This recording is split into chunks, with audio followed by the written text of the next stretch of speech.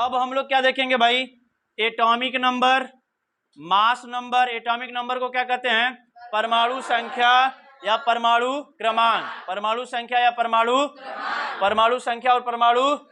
तो वो देखो जो तत्व होते हैं ना, तत्व हाइड्रोजन हीलियम लिथियम है, 1 2 3 ये नंबरिंग किया गया है ना, तो उसी नंबरिंग से यही है जो परमाणु क्रमांक है, उसी को क्या कहते हैं, परमाणु संख्या। और वही होती है प्रोटॉनों की परमाणु क्रमांक या परमाणु संख्या कुछ नहीं है, जो सीरियल नंबर है ना वही है, वही तत्वों का जो सीरियल नंबर लिखा गया है 1 2 3 4 5 सीरियल नंबर से ना, यानी वो चीज हमको याद होनी चाहिए, तब पता चलेगा कि उतने प्रोटॉन उसके अंदर हैं। ठीक है, जैसे कार्बन है तो कार्बन का नंबर कितना होता है, कार्बन कितने नंबर पे होता है, क्या नंबर पे बाबू, 7 पे, मर जाओगे तो 9 पे, अरे बाबू रे बाबू 9 पे होता है जी। Hydrogen helium lithium beryllium boron carbon कितने पे है, कितने पे, कुल हमारा नोट से डबल कुल बेकार है, ठीक ना।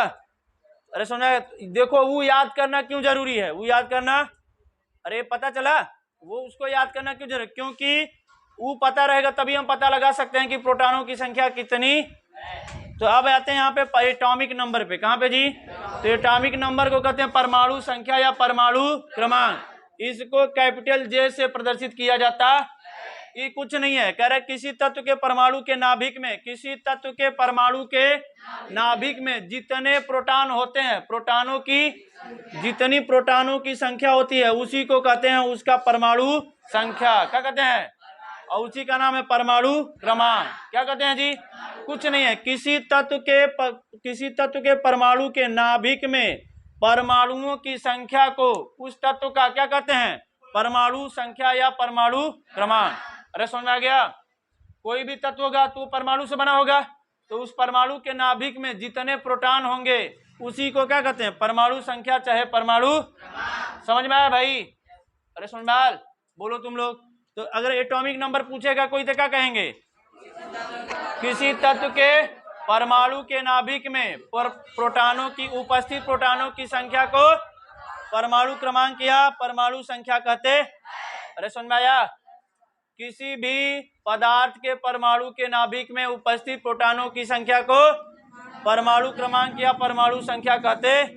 इसे जेड से प्रदर्शित करते, वहां पे C6 N का 7 Fe का 25 लिखा है, कितना लिखा है, ठीक है। C6 मतलब क्या हो गया, क्या हो गया जी, तो कार्बन का जो सीरियल नंबर है ना, सीरियल नंबर हाइड्रोजन हीलियम, तो जो उनका सीरियल नंबर है वही उनका परमाणु क्रमांक है, वही उनकी परमाणु, और उतने उसमें प्रोटॉन होते। अरे समझ में आ गया, जिसे हमने कहा कि हमने कह दिया कि क्लोरीन, तो क्लोरीन का सीरियल नंबर कितना होता है, 17, कितना होता है, तो यानी उसमें प्रोटॉनों की संख्या, उसके क्लोरीन के नाभिक में कितने प्रोटॉन होंगे, 17, कितने होंगे।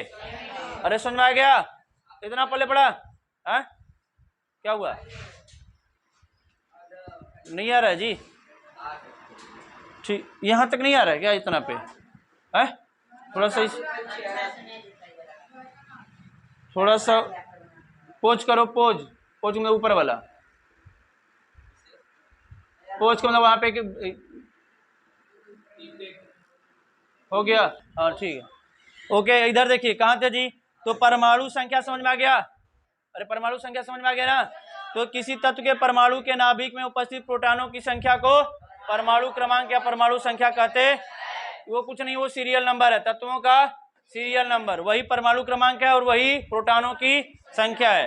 अब आते हैं मास नंबर पे, कहाँ पे जी, मास नंबर को द्रव्यमान संख्या या परमाणु भार भी कहते, परमाणु संख्या या परमाणु भार। किसी तत्व के नाभिक में, किसी तत्व के नाभिक में, जो इसमें नाभिक में प्रोटॉन और न्यूट्रॉन होता है, प्रोटॉन और, तो इनके सम को, इनके योग को, किसी तत्व के परमाणु के नाभिक में प्रोटॉनों और न्यूट्रॉनों की जो संख्या होगी उसके योग को क्या कहते हैं, परमाणु या मास नंबर या द्रव्यमान संख्या या द्रव्यमान। अरे समझ में आया, तो कह रहे किसी तत्व के नाभिक में प्रोटॉनों तो न्यूट्रॉनों की संख्या का योग द्रव्यमान संख्या कहलाता। अरे समझ में आया, कुछ नहीं, जिसे यहाँ पे बना था ना, तो नाभिक में प्रोटॉन और न्यूट्रॉन थे, तो कुछ प्रोटॉन होगा, कुछ, इन दोनों को जोड़ देंगे तो उसी का नाम क्या है, द्रव्यमान। अरे समझ में आया, फिर क्या रहे, जिसे यहाँ पे द्रव्यमान संख्या बराबर नाभिक में प्रोटॉन प्लस में न्यूट्रॉन, कि यदि किसी तत्व का द्रव्यमान संख्या 12 है, किसी तत्व का द्रव्यमान संख्या, द्रव्यमान संख्या कितना है और उसमें प्रोटॉन कितने हैं 6, कितने हैं जी? तो हम यहाँ से द्रव्यमान संख्या बराबर प्रोटॉन प्लस में न्यूट्रॉन लिख सकते हैं। तो द्रव्यमान संख्या कितनी 12 है और प्रोटॉन कितने जी 6। तो यहाँ से न्यूट्रॉन को निकाल सकते हैं, माइनस कर देंगे। अरे समीकरण हल के बता सकते हैं ना जी। यह ई देखो ई 6 उधर जाएगा, यानी न्यूट्रॉनों की संख्या कितनी होगी 6। और 6 किसका परमाणु क्रमांक है? कार्बन का। किसका?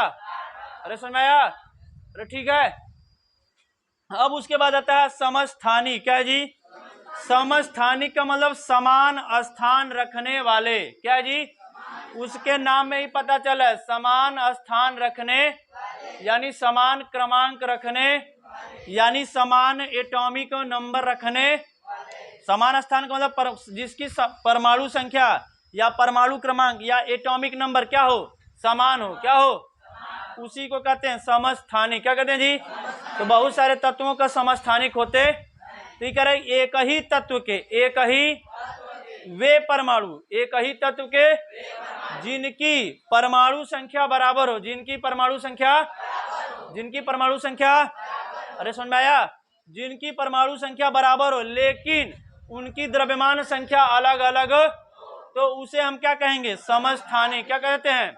कह रहे एक ही तत्व के वे परमाणु जिनकी परमाणु संख्या बराबर हो लेकिन द्रव्यमान संख्या अलग अलग हो, तो उसे हम कहते हैं समस्थानिक। क्या कहेंगे? क्या कहते हैं उसको? तो वे समस्थानिक कहलाते। अरे समझ में आ गया? तो इसके नाम में देखिए समान स्थान रखने वाला। अभी समझ में कहां से आएगा? यहाँ पे लिखा है, कहां पे गया? C17 क्लोरीन, ऊपर क्या लिखा है 35। तो जो नीचे होता है वो परमाणु संख्या होता है। क्या होता है? और जो ऊपर होता है वो परमाणु द्रव्यमान संख्या चाहे परमाणु भार होता है। ठीक है? अरे सुनाया? कहीं कहीं ऐसे लिखा है, कहीं कहीं ऐसे लिखता है। ई एक ऊपर लिख दे 35, क्या लिख देगा?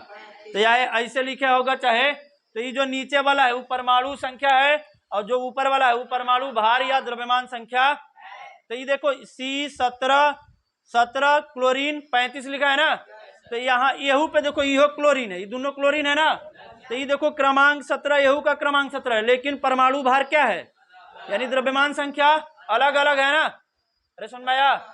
इसी तरह हाइड्रोजन में देखो यहाँ पे 1 है, यहाँ पे भी 1 है, यहाँ पे भी, यानी इनका परमाणु संख्या क्या है, समान है लेकिन परमाणु भार क्या है, यानी द्रव्यमान संख्या अलग अलग है। क्या है?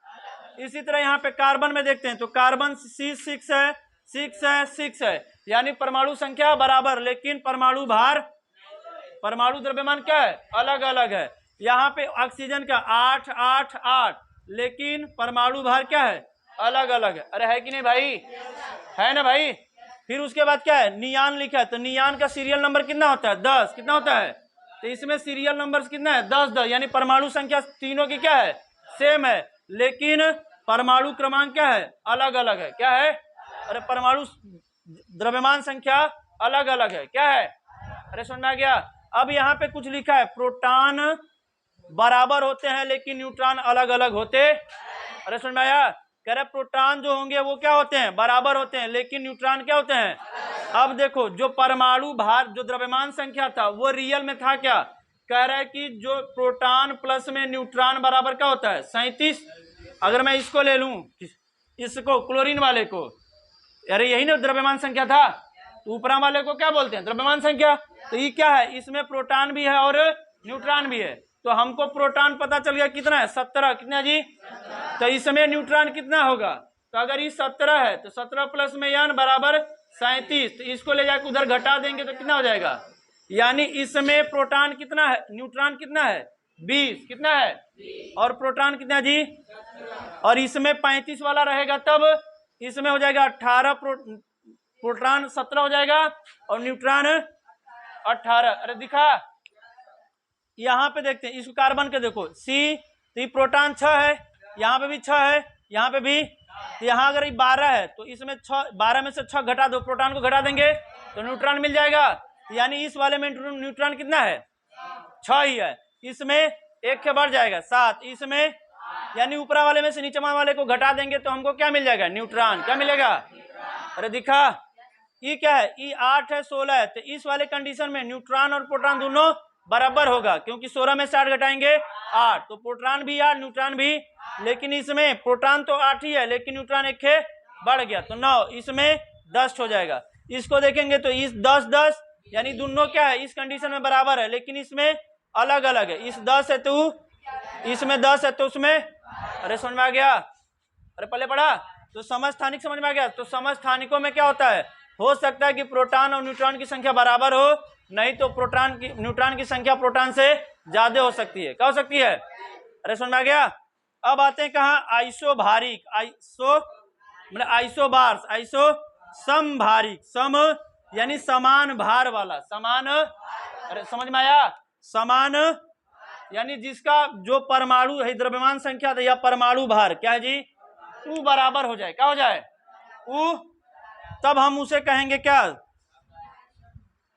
अरे यहाँ पे एक ही तत्व लिख दिया जी, ये सब अलग अलग होते हैं जी, अलग अलग रहेगा, क्या रहेगा, तुम लोग अलग अलग तत्वों के वे परमाणु, अलग अलग तत्वों के वे परमाणु जिनकी द्रव्यमान संख्या बराबर हो लेकिन परमाणु संख्या भिन्न भिन्न हो, तो उन्हें हम क्या कहेंगे, समभारिक। बाद में बना लेना, अभी देखना, ठीक है। क्योंकि यहाँ पे देखो ये आर्गन है, क्या है, और ये क्या है, कैल्शियम, क्या है, अरे Ar से Ca से, तो अलग अलग तत्व है ना, तो इनका लेकिन भार क्या है, परमाणु भार दोनों का बराबर है कि नहीं, तो कह रहे लेकिन द्रव्यमान संख्या, परमाणु संख्या अलग अलग है, परमाणु संख्या, तो वही कह रहा है अलग अलग तत्वों के वे परमाणु जिनकी द्रव्यमान संख्या बराबर हो लेकिन परमाणु संख्या भिन्न भिन्न हो, तो उन्हें क्या कहलाते हैं, समभारिक कहते हैं। क्या कहते हैं, क्या कहते हैं भाई, क्या कहते हैं, समभारिक। इतना पहले पढ़ा। तो अब यहाँ पे देखो ये एक ही एग्जांपल है, तो यहाँ पे लिखा है 18